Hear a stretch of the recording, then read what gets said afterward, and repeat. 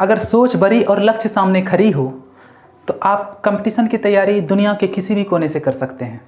अर्थात अगर आप गांव में भी रह रहे हैं और आपकी इच्छा है कि मैं कंपटीशन की तैयारी करूं और एक दिन अपने भविष्य को उज्जवल करूं, अपने गांव का, अपने मम्मी पापा का अगर नाम उज्जवल करना चाहते हैं तो आप बिल्कुल ही गांव से रहकर भी कंपटीशन की तैयारी कर सकते हैं। इसके लिए आपको सिर्फ इतना सा ही करना है कि इस चैनल को सब्सक्राइब करना है और उसके साथ मेरे प्रत्येक हमारा जितना भी वीडियो होता है उसको देखना है और जितना जो भी कॉन्सेप्ट होगा, जो भी एग्ज़ाम से रिलेटेड जितने भी नॉलेज होंगे, जो भी जानकारी होगी वो इस चैनल पर आपको ज़रूर मिलेगा। तो इसी के साथ आज का टॉपिक है दिशा और दूरी। दिशा आखिर क्या होती है, कैसे कितने होते हैं, दिशाएं कितनी होती है, उसको देखेंगे हम। देखते हैं कि क्या है दिशा। ऐसा माना जाता है कि दिशाएं जो होती है वो 4 होती है, लेकिन एक डिफरेंट है कि आप जब सीधा खड़े होंगे पूर्व की ओर तो पूर्व आपका ऊपर होना चाहिए, लेकिन कॉपी पर जो होता है, मैप पर जो बनाते हैं हम लोग, वो शुरू से हम लोग बनाते आए हैं कि आप जब पूर्व की ओर मुँह करके खड़े होंगे, आपका दाहिना हाथ जो होता है वो पूर्व की ओर हो जाता है और बायां हाथ जो होता है वो पश्चिम की ओर हो जाता है। अर्थात आप हमेशा पूर्व की ओर, अगर आपको पूर्व तो हमेशा उसी को माना जाता है जिधर आप घूम के खड़े होते हैं। अगर पूर्व की ओर घूमकर खड़े होना चाहते हैं तो आपको हमेशा इस साइड में खड़े होना पड़ेगा। उसके बाद आपको देखना है कि पूर्व क्या होता है, पश्चिम क्या होता है, उत्तर क्या होता है और दक्षिण क्या होता है। तो इस प्रकार से हम देखेंगे कि दिशाएं 4 होती है। इस दिशाओं का बहुत ही महत्व है इस लेसन में, और इस दिशाओं के आधार पर ही सारा क्वेश्चन सॉल्व होता है। तो हम देखेंगे कि कंपटीशन में किस प्रकार के क्वेश्चन पूछे जाते हैं। बस आपको याद ये रखना है कि ये आपका पूरब है, ये आपका पश्चिम, ऊपर उत्तर और नीचे दक्षिण। इसको याद रखिए और हमारे चैनल के साथ बने रहिए। चलते हैं थोड़ा सा नेक्स्ट स्टेप पढ़ते हैं, अगला स्टेप कॉन्सेप्ट का देखते हैं। तो इस प्रकार से देखते हैं कि हम लोग कि इसको क्या कहते हैं, कैसे बनाते हैं। इसके लिए थोड़ा सा ध्यान देना पड़ेगा कि पूर्व और उत्तर के बीच का जो साइड होता है उसको हम कहते हैं पूर्वोत्तर, और पश्चिम और उत्तर के बीच का जो साइड होता है उसको हम कहते हैं पश्चिमोत्तर। इसको याद रखना पड़ेगा कि पूर्व और उत्तर के बीच जो होता है उसको कहते हैं पूर्वोत्तर, और पश्चिम और उत्तर के बीच का जो होता है उसको पश्चिमोत्तर। दक्षिण और पश्चिम के बीच का जो होता है उसको दक्षिण पश्चिम कहते हैं, और दक्षिण और पूर्व के बीच का जो होता है उसको दक्षिण पूर्व कहते हैं। इस प्रकार से आप देखेंगे कि दिशाएं तो मुख्यतः 4 होती है, लेकिन इसको और डिवाइड करने के बाद ये 8 भागों में विभाजित होती है, और भी इसको और भी भागों में डिवाइड किया जा सकता है, लेकिन कंपटीशन एग्जाम के लिए इतना सा ही काफ़ी है। इसी से आता है आपका, इसी से टोटल कॉन्सेप्ट बनता है। सिर्फ इतना सा समझना पड़ेगा आपको कि पूर्वोत्तर क्या होता है, पश्चिमोत्तर क्या होता है, दक्षिण पश्चिम क्या होता है और दक्षिण पूर्व क्या होता है। इसी के साथ अब देखेंगे हम कि अगर आप ये कॉन्सेप्ट समझ गए हैं तो आप कमेंट बॉक्स में ज़रूर से ज़रूर लिख कर भेजिए कैसा लग रहा है आपको। और उसके बाद अब चलते हैं हम लोग कुछ एग्जाम में जो इससे रिलेटेड क्वेश्चंस आते हैं उसको हम लोग सॉल्व करेंगे। देखते हैं फर्स्ट नंबर क्वेश्चन क्या है।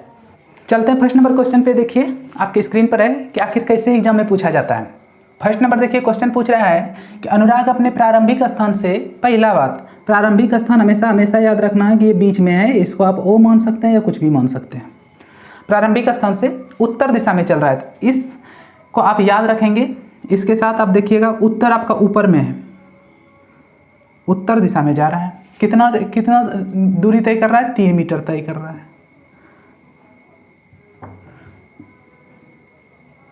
3 मीटर हो जाता है। और वहां से दाएं मुड़कर 4 मीटर जा रहा है। अब देखिए आप इस साइड में खड़े हो जाइए। अब देखिए कि दाएं मुड़कर कितना मीटर जा रहा है, 4 मीटर जा रहा है।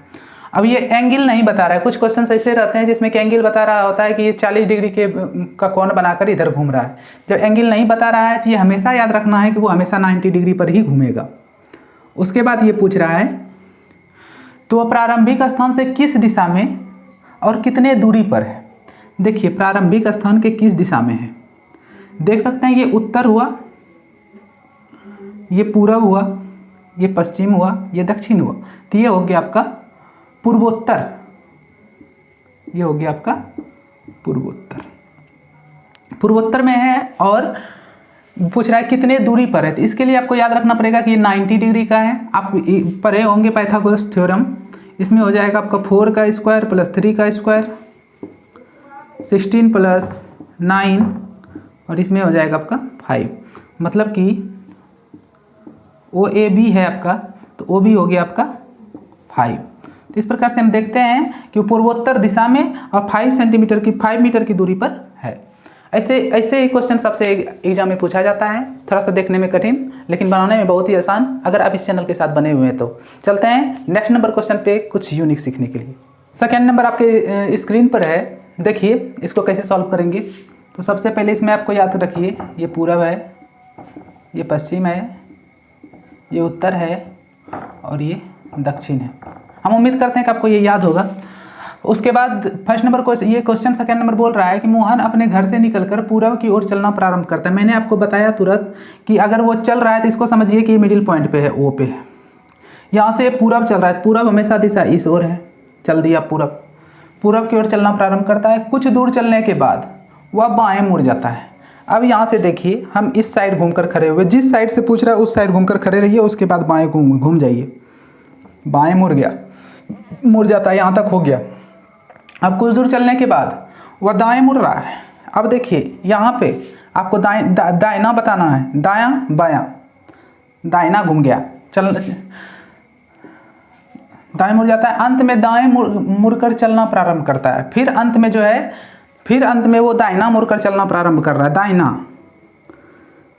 अब देखिए ये यहाँ बीच में था, तो अभी ये किस ओर जा रहा है, जरा सा देख सकते हैं इसमें, ये नीचे की ओर जा रहा है। तो नीचे की ओर हमारा है दक्षिण, तो दिशा हो जाएगी हमारी दक्षिण। इस प्रकार से आपको बनाना है, समझ के संभल के, क्योंकि एग्जाम जो है कंपटीशन का वो रहता तो बहुत हल्का क्वेश्चन है, लेकिन वो थोड़ा सा आपके हड़बड़ी का फायदा उठाता है। उस हड़बड़ी के फायदे को नहीं उठाने देना है और इस चैनल के साथ बने रहना है। जितना भी कॉन्सेप्ट दिया जा रहा है उसका रिवीजन कीजिए, आपका जो बुक है उससे बनाइए, और इसी के साथ हंसते रहिए, मुस्कुराते रहिए, गुनगुनाते रहिए। इस चैनल के साथ अपना प्यार बनाए रखिए। अगले वीडियो तक के लिए जय हिंद।